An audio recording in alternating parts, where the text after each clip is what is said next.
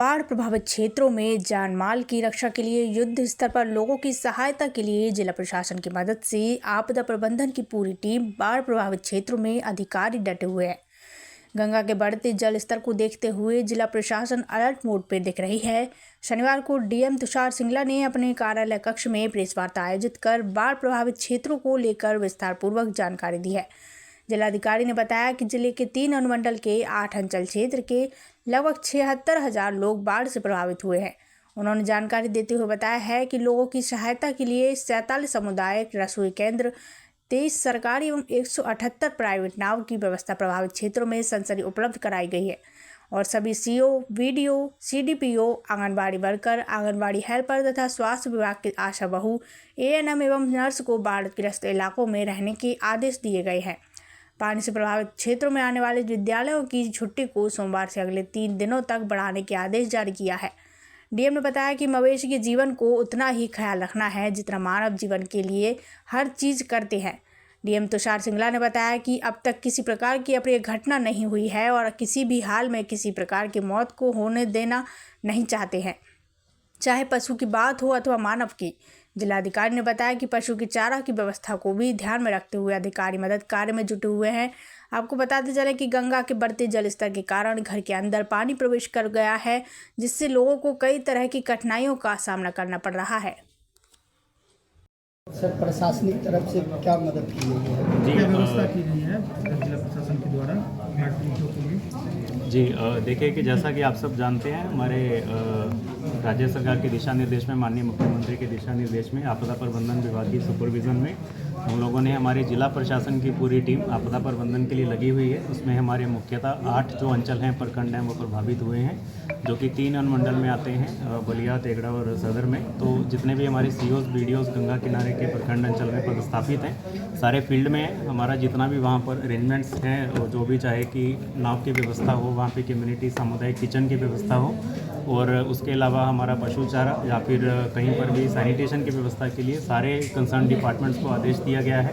इसमें हमारे स्वास्थ्य विभाग के जितने भी आशाकर्मी, एएनएम हैं, नर्सिस हैं, इसके अलावा जो हमारे सीडीपीओज हैं, आंगनवाड़ी वर्कर, आंगनवाड़ी हेल्पर, जितने भी वहाँ पे बाकी जो विभागों के पदाधिकारी हैं, सबको आदेश दिया गया है फील्ड में रहने के लिए। हमारे जितने भी इस प्रकार के प्रभावित इलाके हैं, वहाँ पर नाव के परिचालन से लोगों को वहाँ से निकाला गया है, और सामुदायिक किचन में वहाँ पर जो भी खाने पीने की व्यवस्था, जो कि हमारा आपदा प्रबंधन विभाग का एसओपी उसके हिसाब से की गई है, उसमें भी सैनिटेशन का ध्यान रखा जा रहा है। और इसके अलावा जैसे ही पानी का स्तर कम होगा, उसके बाद भी जो रिस्टोरेशन का काम है, आने वाली 2-3 दिनों में हम युद्ध स्तर पर करवाएंगे, ताकि लोगों का जीवन सामान्य रूप से बहाल हो सके। वहाँ पर सफाई की व्यवस्था रहे, किसी प्रकार की बीमारी ना फैले, और जितना भी सैनिटेशन का काम है, सफाई कर्मियों का काम है, वो भी हम लोग करवाएंगे। कितनी आबादी कुल मिलाकर लगभग आप मान सकते हैं कि 75-76 हज़ार के करीब की आबादी प्रभावित है, और इसके लिए हमने 47 सामुदायिक रसोई चलाई हैं। 197 नाव अभी तक चल रही हैं, उसमें 23 सरकारी हैं, 174 174 प्राइवेट नाव हैं। और इसके अलावा हमारे 8 अंचलों में जितने भी वहाँ पे फील्ड ऑफिसर हैं, वो भी बांध के प्रबंधन में भी लगे हुए हैं। जो भी हमारा वहाँ पे बांध बना हुआ है आपदा प्रबंधन का, और जल संसाधन विभाग के जो हमारे पदाधिकारी हैं, वो इसके मैनेजमेंट में लगे हुए हैं। और कहीं पर भी कोई भी अभी इस प्रकार का इशू नहीं है कि जिसको हम कह सकें कि जिससे कोई ऐसी अवस्था उत्पन्न होगी जिसमें समस्या हो। हमारी पूरी टीम इसके पूरी लगातार मॉनिटरिंग कर रही है, निगरानी बनाए रखा है, और कोई भी इशू इसमें नहीं होने देंगे। सर, कई जगह बाढ़ पीड़ितों का आरोप है। इसके लिए जहाँ पर भी हमको जानकारी मिली है, हमने सारे सीओस को सख्त आदेश दिया है कि उसका जो एसओपी आपदा प्रबंधन विभाग है, उसका पालन करना है। तला हुआ भोजन कम्युनिटी किचन में नहीं देना है, पूरी और आलू की सब्ज़ी ये सब नहीं देना है उनको। वहाँ पे चावल, दाल, ये सारी चीज़ें जो नॉर्मली हम लोग घर पे खाते हैं, वो देना है। इसके अलावा वहाँ पे पत्तल या प्लास्टिक के बर्तन भी नहीं देने हैं, वहाँ पे स्टील के बर्तन देने हैं। ये सारी चीज़ों के लिए बोला गया है, और जो भी लोगों का डिमांड है, चाहे वो पॉलीथीन शीट्स का हो या बाकी चीज़ों का है, वो भी हम लोग मुहैया करवा रहे हैं। और अगर उनका परिचालन में जिस प्रकार की भी वहाँ पर उनको हेल्प चाहिए, नाव की व्यवस्था करवाना है, वो भी करवा रहे हैं। नहीं, ऐसा नहीं है, व्यवस्था की गई है, लेकिन कुछ जगह पर जो है समझाया, उनको भी पता चला है बछवाड़ा में या शामों में, जैसा कि आप लोग बता रहे हैं, उसमें इमीडिएटली सीओस को बोला गया है कि ऐसा अगर किसी प्रकार से वहाँ पे पैसा लिया जा रहा है लोगों से कि नाव में बैठने के लिए, तो उस पर तुरंत कार्रवाई की जाएगी। और अभी इस प्रकार की कोई घटना हमारे संज्ञान में नहीं है, लेकिन अभी भी अगर ऐसा कहीं पर भी होता है तो उसको इमीडिएटली देखा जाएगा। शामों में क्या सुविधा है सर? शामों में हम हमने खुद विजिट किया था। मैंने पर्सनली शामों में, मटिहानी में और तेगड़ा में, हमारा बछवाड़ा में विजिट किया है, तीनों प्रखंडों में। शामों में जब हम लोगों का जहाँ पे व्यवस्था था पहले, क्योंकि वहाँ पे कुछ ऊंची जगह थी जो प्रखंड में, क्योंकि आप जानते हैं शामों पूरा कट जाता है और ज़िला से भी कटा हुआ है, तो लखीसराय होकर ही काफ़ी हमारा वहाँ पे अरेंजमेंट रहता है।